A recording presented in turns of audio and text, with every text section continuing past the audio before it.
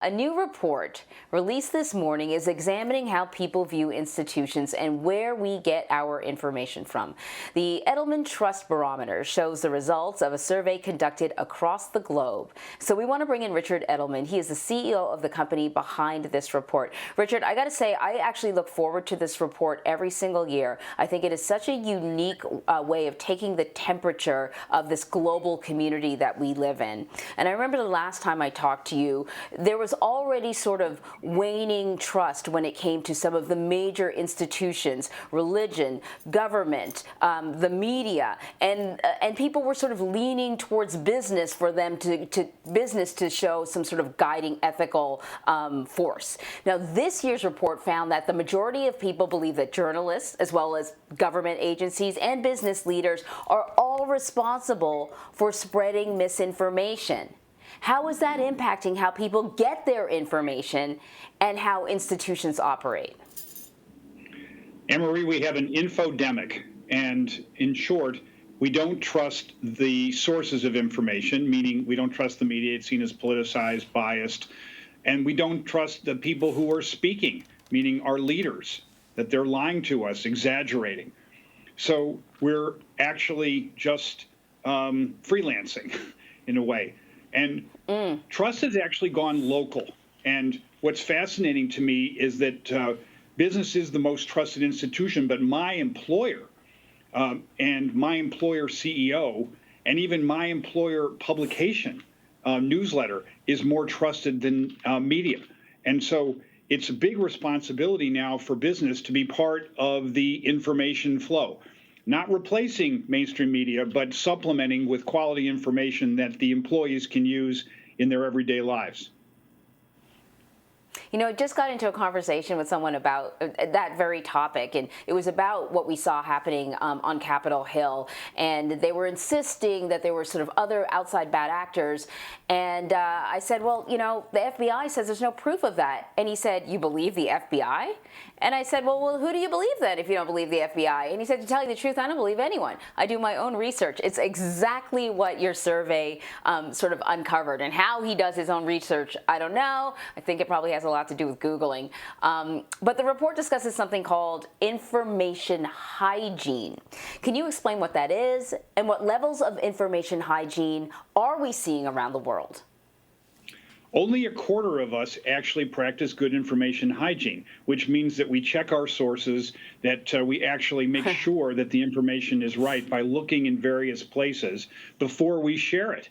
And so it actually is important about vaccination that those who have poor information hygiene have a very low disposition to take vaccination because they believe the anti-vaxxers. And so we need to have engagement with different points of view. And we need to make sure that what we see is actually true. And it's not self-evident that that which is a post in social is correct. And again, the necessity for vaccination, only 1/3 of the respondents globally told us that they are prepared to get vaccinated right away. Another 1/3 within a year, and 1/3 said, I want nothing to do with vaccination. That's a tragedy. We have an absolute ability to control this epidemic if we get vaccinated. And we have to make sure that people understand the clinical trials, that they've been very representative, that African Americans and Hispanics and others have been included, that we haven't rushed the development of these vaccines, that it's been done miraculously, but we have to show how. And we have to make sure that people feel safe. The fears that people have about job loss, about their health, all are related and intertwined between the pandemic and the infodemic. The Trust Barometer surveyed U.S. voters both before and after November's presidential election.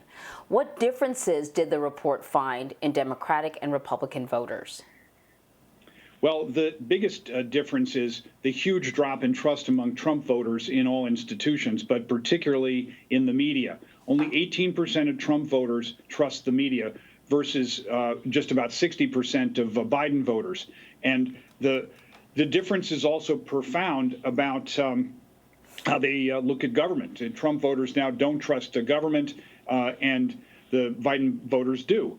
And so the essence of the difference in America is, historically in a crisis, pandemic, we've trusted government and we've trusted media for sources of information. Now that has to be done by business. And that's a new thing for business to take on as a responsibility. But I also think that CEOs in particular have to speak up about systemic racism, about job training, and also even about local education and transit, because we're only going to heal the country if, in a way, business acts to bring the two political sides together. We have a shared agenda, which is work to be done in this country, and the knitting together is urgent right now. Yeah, it's very interesting because when we talked last time about the survey, things were already moving in that direction. We had no idea what was on the horizon, but you were starting to see brands shift their marketing, kind of reinforcing their ethical code or the things that they believed in, or unifying a focus on beauty as opposed to inner beauty, as opposed to outer beauty or beauty products. You could see that some brands were leaning into that, and they were succeeding. We will see what happens after this sort of topsy-turvy, unprecedented period that we're living now. I can't wait to talk to you next year when the survey comes out. Richard Edelman, thank you so much. Thank you.